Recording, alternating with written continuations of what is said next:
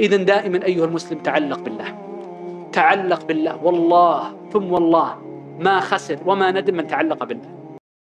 طيب بسم الله نبدأ إن شاء الله. الحمد لله والصلاة والسلام على نبينا Muhammad wa ala alihi wa sahbihi ajma'in amma ba'd. Donc aujourd'hui les frères, bi'idhnillah azza wa jal, on poursuit notre lecture dans les 40 hadiths de l'imam al-Nawawi rahmatullahi alayhi. Et aujourd'hui, bi'idhnillah, on va s'arrêter sur un hadith énorme. Certains savants ils nous disent que ce hadith-là, il est à l'image de Surat al-Fatiha pour le Coran. Eh bien lui, il est pareil, sauf que c'est pour la Sunnah. Et ils nous disent que comme al-Fatiha c'est al Qur'an, eh bien on va voir que ce hadith-là c'est Sunnah. Pourquoi? Parce que le prophète, alayhi salatu wassalam, dans ce hadith, eh bien il enseigne aux musulmans, par l'intermédiaire de Jibril, alayhi salam, toute la religion.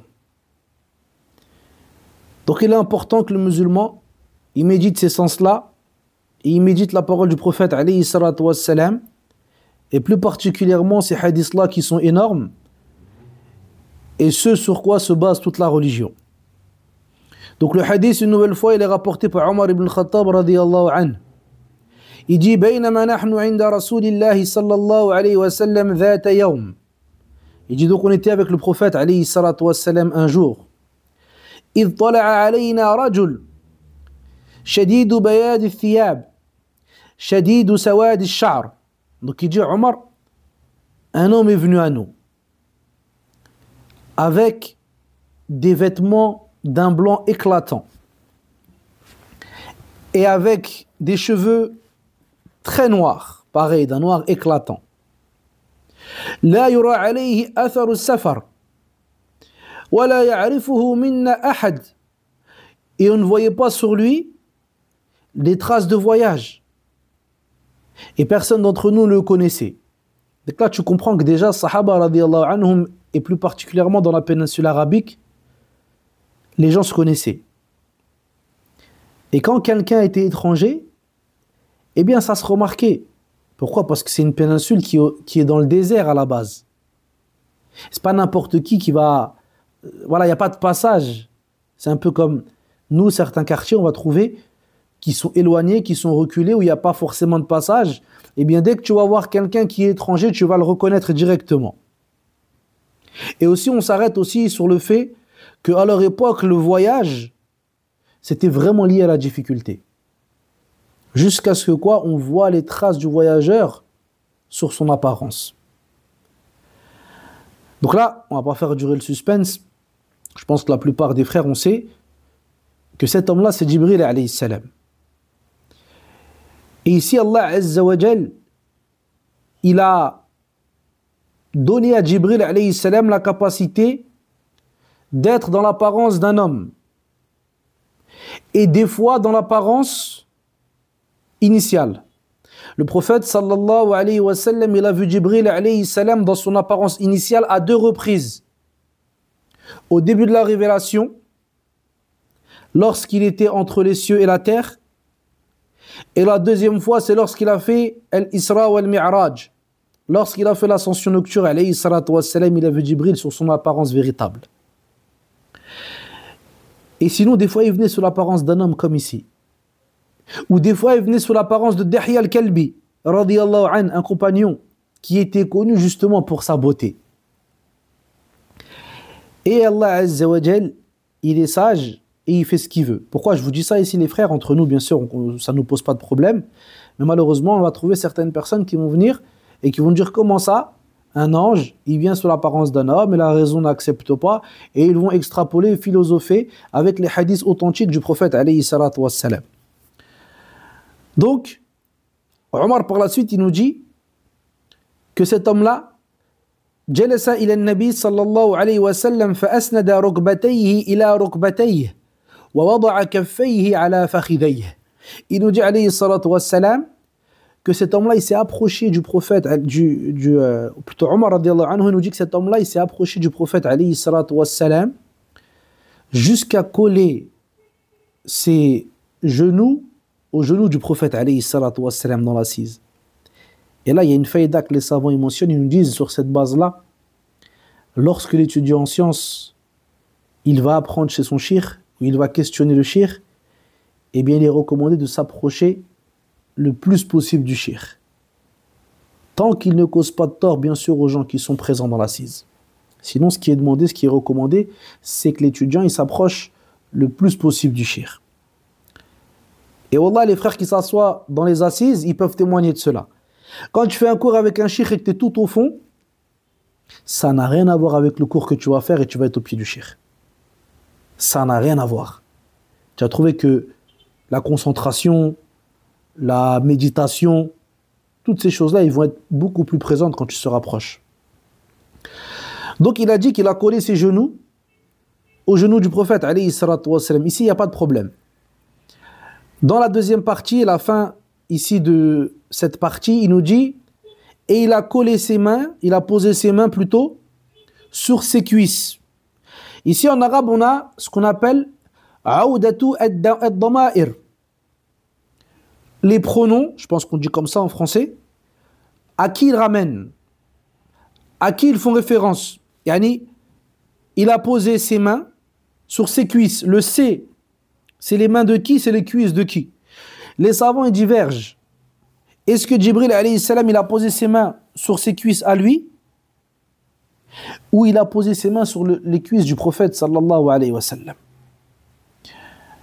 Et beaucoup de savants ils nous disent que l'aliyaq, ce qui semble être le plus convenable, c'est que Jibril alayhi salam, il a posé ses mains sur ses cuisses à lui. Et ça, c'est une assise de sérénité, de quiété, de personnes éduquées, instruites, prêtes à écouter les réponses qu'on va lui donner. Et ceux qui ont dit non, il a posé sur les cuisses du prophète, alayhi salatu wassalam, ils ont dit ça, si c'est le cas, eh bien ce serait pour le fait que le prophète, sallallahu alayhi wa sallam, va bien rester concentré et attentif face à ce que Jibril alayhi salam va lui demander. على كل حال قد يكون الأظهر الأول والله تعالى أعلم. Il se peut que le plus proche soit le premier qu'on a cité et Allah il sait mieux. فقال يا محمد أخبرني عن الإسلام.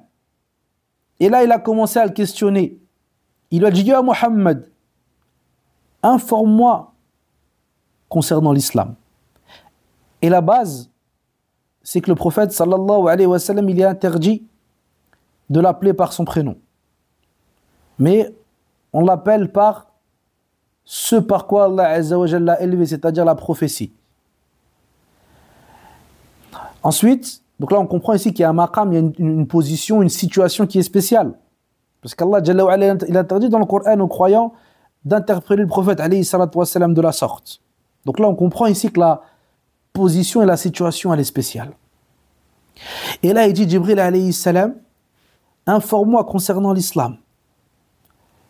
Et là, le prophète, il va répondre alayhi salatu wassalam. Et il dit la réponse connue. L'islam, an tashhada an la ilaha illallah wa anna muhammadan rasulullah. Il lui dit l'islam. Premièrement, c'est que tu attestes qu'il n'y a de divinité digne d'être adorée si ce n'est Allah Azza wa Jal. Deuxièmement, que Muhammad est son messager. Que tu accomplisses la prière, tuqim as-salat, wa tu'ti az-zakat, que tu donnes la zakat, tasum Ramadan, que tu jeûnes le mois de Ramadan, je ne sais pas si on a traduit la prière, que tu accomplisses la prière, tu donnes la zakat, tu jeûnes le mois de Ramadan, wa tahujj al-bayt in istata'ta ilayhi sabila, et que tu fasses le hajj à la maison sacrée d'Allah Azza wa Jal, si tu en es dans la capacité. Donc là, le prophète sallallahu alayhi wa sallam, il a mentionné l'islam avec les actions apparentes. Les actions de la langue, comme les 2 attestations. Les actions du corps, comme la prière. Certaines actions pécuniaires qui sont liées à l'argent, comme le fait de donner l'aumône.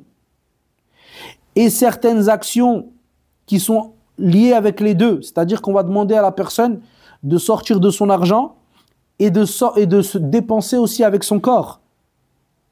Et là, on fait référence au hajj. Parce que le hajj, tu vas devoir dépenser de ton argent et tu vas devoir aussi dépenser de ta personne. Faire des efforts. Donc le prophète, alayhi salatu wassalam, il a expliqué l'islam de cette manière-là. Et Jibril, alayhi salam, il répond, il lui dit, Sadaqt, certes tu as dit vrai. Et Omar, il dit, fa'ajibna lahu, on s'est étonné, il dit Omar. Yas'aluhu wa yusaddiquhu, il lui pose la question, et par la suite, il le rend véridique. Et ça s'oppose à la base. Pourquoi? Parce que la base, c'est que toi, tu poses la question aux gens de science pour une chose que tu ignores. Pas pour tester les gens.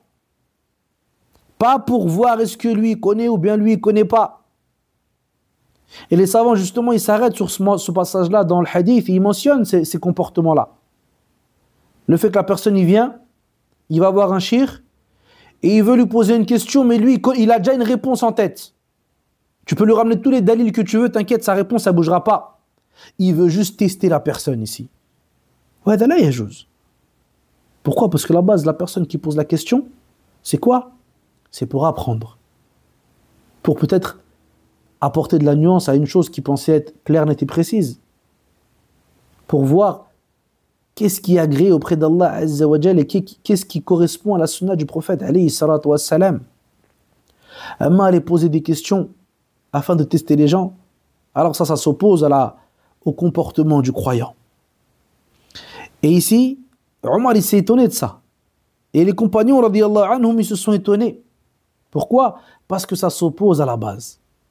Qui est que celui qui pose la question, eh bien il a comme but d'ôter son ignorance. L'imam Ahmed il disait, il n'y a pas mieux que l'étude de la science.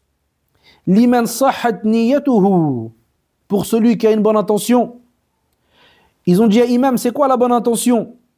Il a dit, antanuya raf'a al-jahli an nafsik thumma an ghayrik. Il dit que tu as l'intention d'ôter l'ignorance de ta personne, puis des autres. C'est-à-dire que toi, quand tu vas apprendre, tu pars comme un CD vierge, tu es neutre. Et tu n'es pas trompé par ta personne. Des fois, tu vas parler avec des frères, et lui, il a une idée dans sa tête. Il a 2-3 ans d'études et encore, et il a des idées toutes faites, qui ne bougent pas. Et lui, quand tu vois, il parle et tu lui expliques des choses dans lesquelles peut-être des fois, c'est peut-être pas faux ce qu'il pense. Mais il se peut qu'il y a de la nuance à apporter. C'est pas tout droit. Et quand tu veux lui apporter un peu de nuance, bah lui, il n'accepte pas parce que pour lui, ça y est, lui, il a atteint le truc, c'est bon. C'est pas une chose qui convient. Parce que là, peu importe la personne, le rang qu'il atteint dans la science, wallah, il y a toujours des choses qu'il ignore. Et ce qu'il ignore, il est plus grand que ce qu'il connaît. Et là, tu es en train d'adorer Allah Azza wa Jal. Tu es en train d'apprendre à le connaître. Donc comment tu peux t'enfler d'orgueil? Même si c'est quelqu'un qui est plus petit que toi, eh bien tu dois accepter. Taïb. Donc ensuite, Jibril alayhi salam, il poursuit, il dit, fa'akhbirni anil iman. Donc là, la première étape, c'était quoi? L'islam.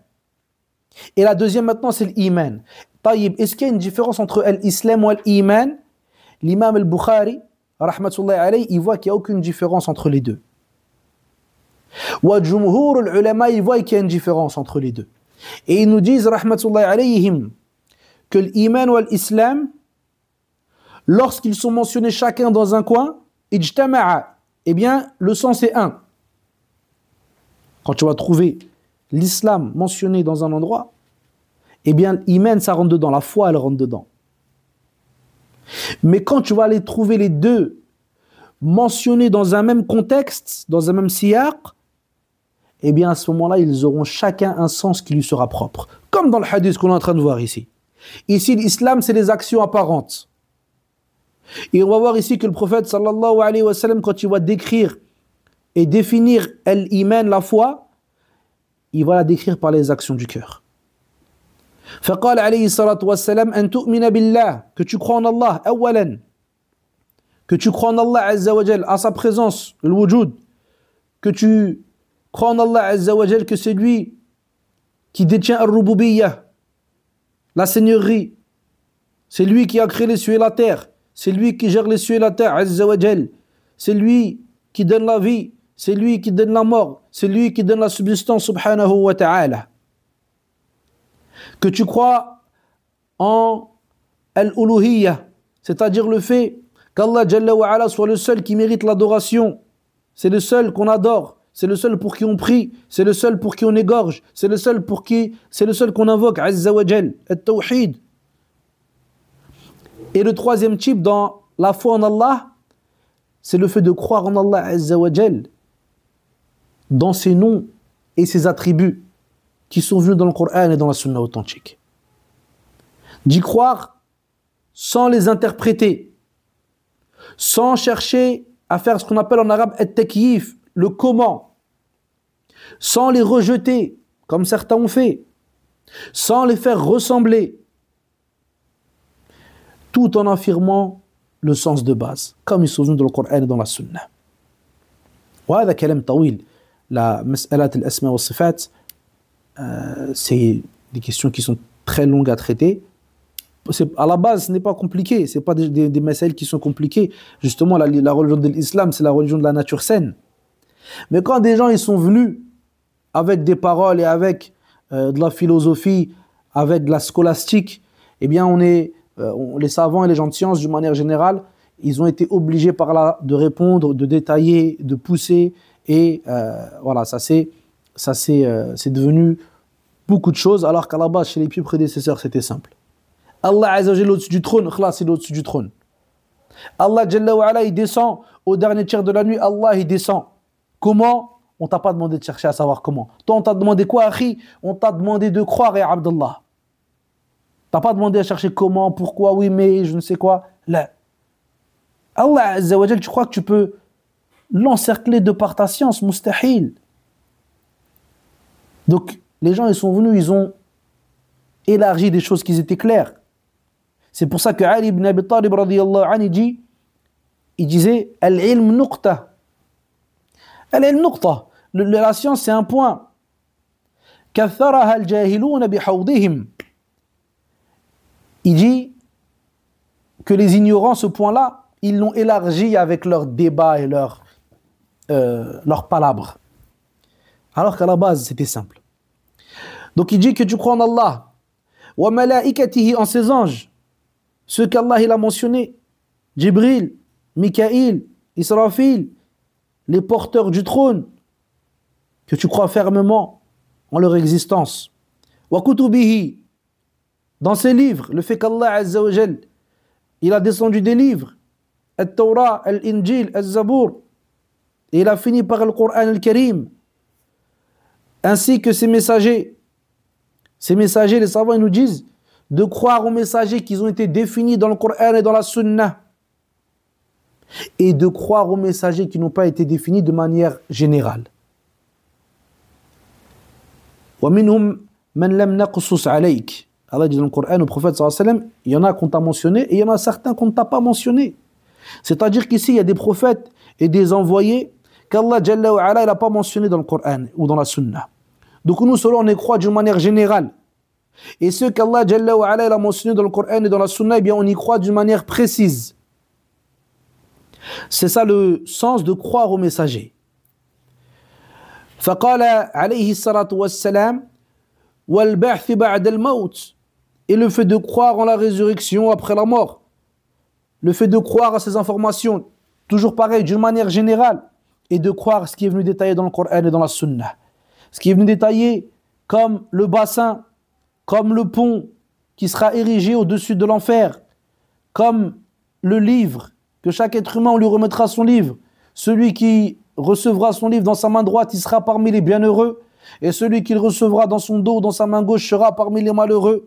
Le fait de croire à toutes ces informations-là, et le fait de croire au destin, al-qadar, khayrihi wa sharrihi, le fait de croire au destin, qu'il soit bon ou mauvais. Et on a détaillé ces questions-là dans le livre Ar-Raziyayn, la croyance des gens de la Sunna dans ces choses-là, qui est que les gens de la Sunna, ils croient au destin. Ils croient qu'Allah Azza wa Jal, c'est lui qui a tout prédestiné, qu'il a écrit cette prédestinée, qu'il a savé, qu'il a connaissé, il avait connaissance de ces choses-là, Azza wa Jal, avant qu'elles arrivent.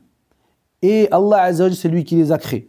Allah nous dit dans le Coran, Wallahu khalaqakum wa ma ta'malun. Allah il vous a créé ainsi que ceux que vous œuvrez. Donc d'avoir la ferme croyance dans ces choses-là. Donc on voit que le prophète sallallahu alayhi wa sallam ici, il a décrit la foi et défini la foi par les actions du cœur, les actions cachées. Puis Jibril alayhi salam, il demande au prophète alayhi salatu wa salam, akhbirni anil ihsan. Donc là on a une troisième étape. On a eu l'islam, on a eu l'iman, l'islam qu'on traduit, on ne traduit pas, l'iman qu'on va traduire par la foi. Et là maintenant il nous ramène une étape qui est l'étape la plus élevée, qui est ce qu'on appelle l'ihsan, qu'on traduira par l'excellence. Il nous dit alayhi salatu wassalam, et là tu vois dans la parole du prophète sallallahu alayhi wa sallam qu'on lui a donné jawami'ul kalim. C'est-à-dire jawami'ul kalim, c'est que le prophète alayhi salatu wassalam, il te dit des mots qui sont courts avec beaucoup de sens. Et nous malheureusement quand on veut dire, des fois on parle longtemps, on parle beaucoup, et il y a peu de sens bénéfique dans ça. Il dit alayhi salatu wassalam, an ta'budallaha ka'annaka tarah. C'est quoi l'excellence? Que tu adores Allah Azza wa Jal comme si tu le voyais. Regarde ici, c'est comme si, il y a une divergence chez les savants, mais nous on va rester sur cette parole-là qu'on va mentionner, qui est très très forte, qui est le fait que l'excellence, ça va se diviser en deux catégories. Une qui est supérieure à l'autre. C'est laquelle la supérieure? C'est la première qu'on mentionne ici. Que tu adores Allah Azza wa Jal comme si tu le voyais. Comme si tu le voyais. Là, c'est le degré le plus élevé de l'excellence. Ensuite, il mentionne le degré qui est juste en dessous, mais qui est quand même de l'excellence, qui est quand même quelque chose d'énorme. Il nous dit alayhi salatu wassalam, fa in lam takun tara, fa innahu yarak. Et si toi tu ne le vois pas, alors tu sais au moins que lui il te voit. Donc la première c'est quoi? C'est que tu as adoré Allah Azza wa Jal comme si tu le voyais de tes propres yeux. Et ça c'est un degré élevé. Et le deuxième, qui est aussi quelque chose de louable et d'énorme, c'est le fait que tu as adoré Allah Azza wa Jal en sachant que lui il te voit. Tu as la ferme conviction qu'Allah subhanahu wa ta'ala il te voit dans tout ce que tu fais. Tu dis pas, ouais, je suis tout seul, c'est la nuit, et vas-y, je peux y aller avec mon téléphone ou avec ma tablette. Là. Les deux, il y a des positions élevées. Et on demande d'Allah Azza wa Jal qui nous compte parmi les muhsinin.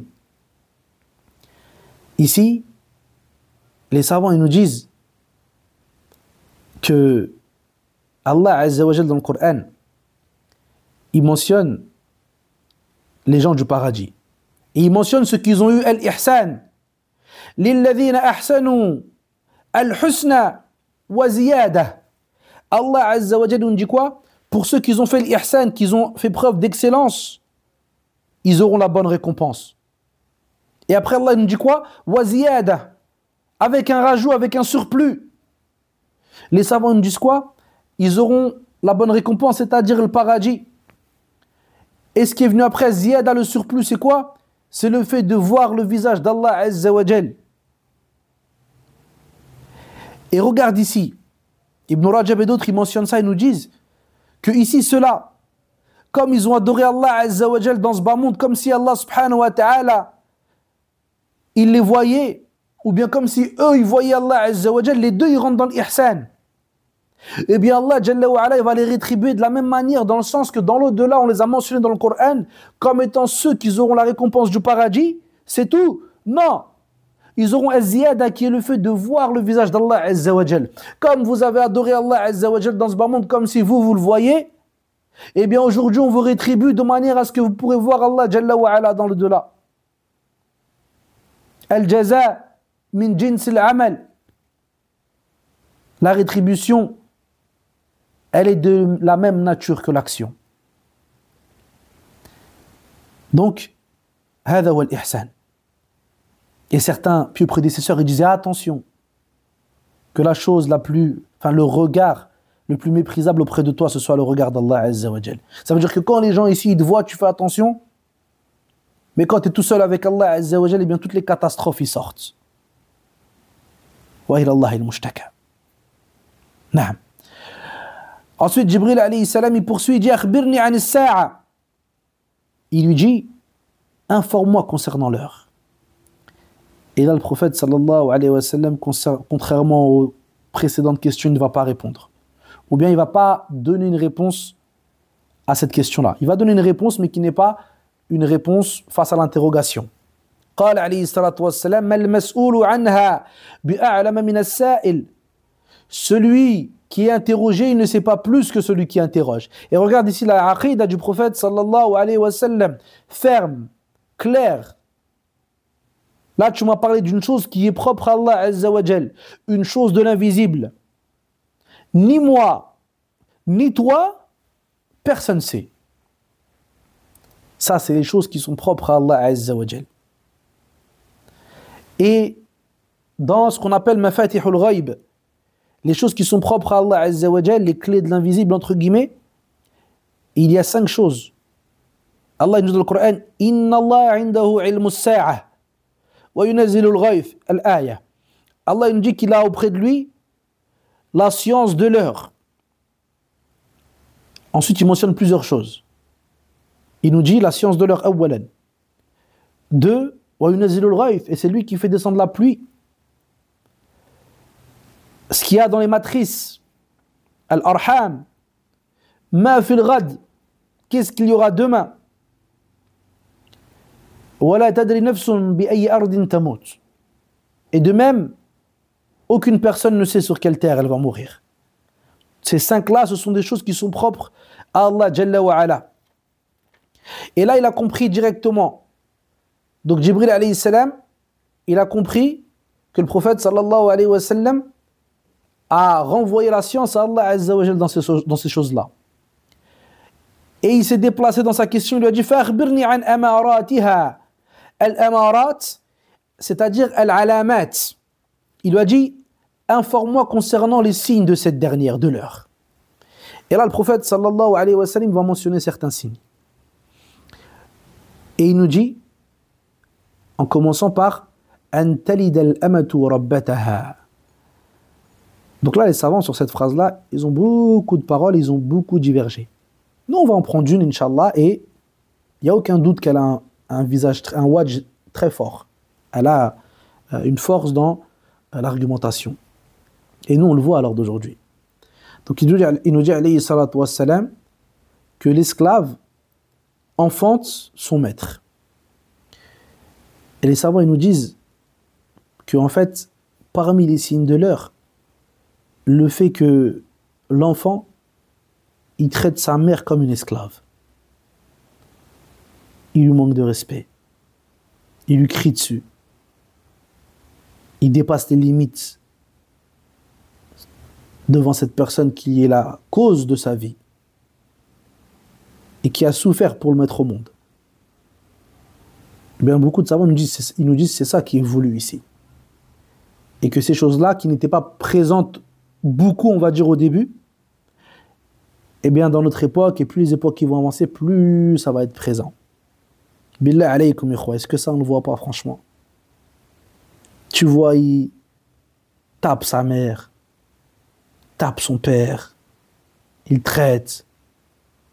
Alors qu'Allah nous a interdit dans le Coran juste de leur dire ouf. Juste de leur dire ouf, t'es tombé dans une interdiction divine. Qu'est-ce qu'on devrait dire de celui qui traite, qui insulte, qui s'énerve, qui tape dans les murs, qui casse les télés? Que la personne y craint Allah Azza wa Jal dans ça. Ensuite, le prophète sallallahu alayhi wa sallam, il nous donne un deuxième signe de l'heure. Il dit Antara al-hufata al-urata al-ala ri'a al-sha yatatawaluna fil bunyan. Il nous dit alayhi salatu wa salam que tu vois entre guillemets les gens de la campagne, les pauvres, les va-nu-pieds, ceux qui s'occupent des moutons, se concurrencer dans les buildings, on va traduire ça comme ça, c'est-à-dire dans les constructions élevées. Ça, on n'a même pas besoin de le commenter en vrai, les frères. Clair. Et les savants nous disent que la base, quand tu regardes dans le Coran, dans la Sunna, quand le prophète sallallahu alayhi wa sallam il donne des exemples, c'est chez les Arabes. Et ça, on le voit. Donc on voit la véracité du prophète alayhi salatu wassalam. Regardez, il y a plus de 1400 ans, comment il a décrit ce que nous on voit aujourd'hui. C'est exactement ça. La course dans l'élévation des buildings. Et Wallah, j'ai vu une photo il y a quelques temps. Il montre مثلا les Émirats Arabes Unis en 1995. C'était il n'y a pas trop loin. Il n'y avait rien du tout. Un désert. Rien. Et là, tu regardes aujourd'hui, subhanallah al-azim. Naam. Donc, ensuite, le prophète, alayhi salatu wassalam, après que l'homme soit parti, Jibril, alayhi salam, il dit aux compagnons, vous savez qui était la personne qui est venue poser la question? Et là, ils ont dit, Allah wa rasuluhu a'lam. Le prophète, sallallahu alayhi wa sallam, il leur a dit, فَإِنَّهُ جِبْرِيلٌ أَتَاكُمْ يُعَلِّمُكُمْ دِينَكُمْ. Il a dit, alayhi salatu wassalam, c'est Jibril qui est venu afin de vous enseigner votre religion. Donc là, on comprend que tout ce qu'on a mentionné ici, ça fait partie du din. Et c'est pour ça que ce hadith-là, il a une place énorme chez les gens de la sunna, parce qu'il renferme les actions du corps, les actions du cœur, et at-tafawut fiha, c'est-à-dire le fait qu'il y a des degrés dans ces derniers. On a vu l'excellence, on a vu la foi, on a vu l'islam.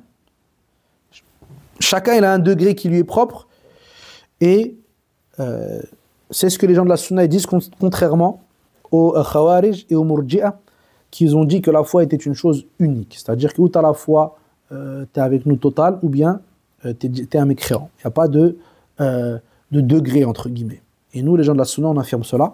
فعلى كل حال نسأل الله عز وجل أن يوفقنا جميعا لما يحب ويرضى. سبحانك اللهم وبحمدك أشهد أن لا إله إلا أنت أستغفرك وأتوب إليك. وصلى الله وسلم على نبينا محمد وعلى آله وصحبه أجمعين والحمد لله رب العالمين.